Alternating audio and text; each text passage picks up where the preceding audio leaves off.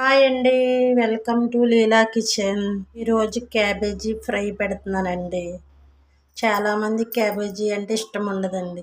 ఎందుకోసమంటే అది స్మెల్ వస్తుంది కదండి. దానికోసం ఎవరికి ఇష్టం ఉండదు. అలా స్మెల్ రాకపోకుండా అది ఎలా చేసుకోవాలో, ఏ మసాలా వేసుకుంటే స్మెల్ రాదో నేను చెప్తానండి. చూడండి.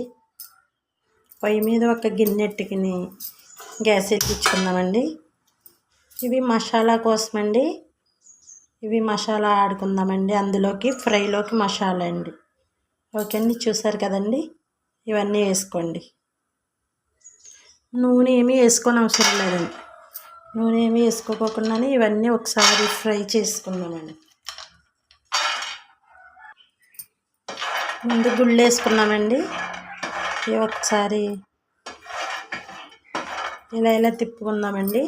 అవి కొంచెం కలర్ వచ్చినాయి కదండి. అప్పుడు పచ్చెనగపప్పు వేసుకోవచ్చు. ఇవి కూడా కొంచెం కలర్ వచ్చేంత వరకు వేపుకుందామండి. తర్వాత జీలకర్ర ధనియాలు వేసుకుందామండి.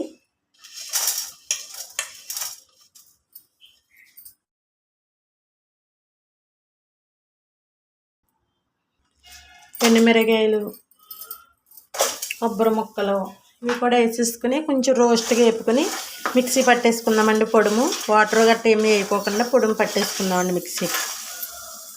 అదే ప్యానం పెట్టుకునండి కొంచెం నూనె పోసుకుందామండి.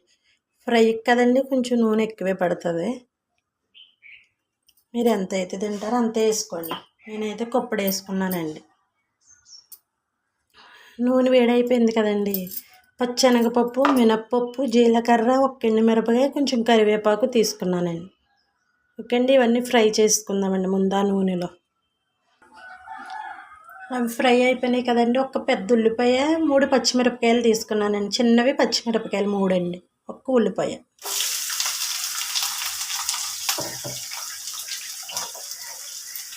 ఉల్లిపాయలు కూడా గోల్డ్ కలర్ వచ్చేంత వరకు వేపుకుందామండి. ఒక 5 నిమిషాలు మూత పెట్టేద్దామండి. ఒకసారి మూత తీసి చూద్దామండి. అవి చూడండి, గోల్డ్ కలర్ వచ్చేసినాయి ఉల్లిపాయ ముక్కలు. అవి వేగిపోయినాయి కదండి. ఇప్పుడు ఇవి అందులో వేసుకుందామండి. శుభ్రంగా కడిగేసుకుని నీళ్ళన్నీ బెజ్జల దాంట్లో వేసేసుకుని నీళ్ళన్నీ వార్చేసుకున్నానండి. నీళ్ళు లేకపోకుండా అందులోనే చిన్న స్పూనుడు కారం వేస్తున్నానండి. ఎందుకంటే ఎండుమిరగాయలు పొడి మాడుకున్నాం, పచ్చిమిరపకాయలు వేసుకున్నాం కదండి. ఆ కారం సరిపోతుందండి మనం. అందుకని తక్కువ వేసుకోవాలండి కారం. రుచికి సరిపడినంత సాల్ట్ అండి. పసుపు అండి, చిన్న స్పూన్ పసుపు. మూత పెట్టుకుని ఒక్క 2 నిమిషాలు హైలో ఉంచుకోవచ్చండి. 2 నిమిషాలు హైలో ఉంచుకోవడం వల్ల అండి ఆ మసాలాలో గట్ట ఆ ముక్కలను పడతాయన్నమాట అండి. అందువల్ల 2 నిమిషాలు ఉంచుకొని తర్వాత సిమ్లో పెట్టేసుకోవచ్చండి. మూత తీసుకుని ఒకసారి చూద్దామండి. అవి కానీ కొంచెం ఫ్రై అయినాయి కదండి ముక్కలు. ఇప్పుడు ఇందాక మిక్సీ పట్టుకున్నాం కదండి, బరగ్గా కట్టుకోవాలండి. బాగా మెత్తగా అవసరం లేదు.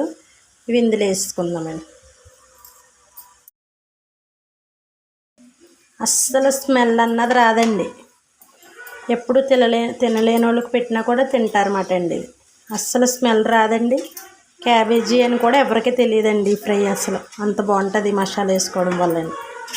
ఇలా ఒక్క 5 మినిట్స్ మూత పెట్టేసి మగ్గనిద్దామండి. ఒకసారి మూత తీసి చూద్దామండి. అదిగోండి, చాలా బాగా ఫ్రై అయిపోయిందండి. బ్యాచిలర్స్ ఇలా వండుకుని తినండి, చాలా బాగుంటుంది. అబ్బా అబ్బా అంటారు కూర తింటే. ఇది అంత బాగుంటుందండి. వేడి వేడి అన్నంలో క్యాబేజీ ఫ్రై వేసుకుని, ఇష్టమైతే నెయ్యి వేసుకుని తినండి, చాలా బాగుంటుంది. అలాగే తిని నాకు కామెంట్ చేయండి ఎలా ఉందో. కొంచెం కొత్తిమీర వేసుకోండి. అంతే, కూర రెడీ అయిపోయిందండి. మీకు నచ్చిందండి? నచ్చితే లైక్ చేయండి, షేర్ చేయండి, నా ఛానల్ సబ్స్క్రైబ్ చేసుకోండి. Bye bye.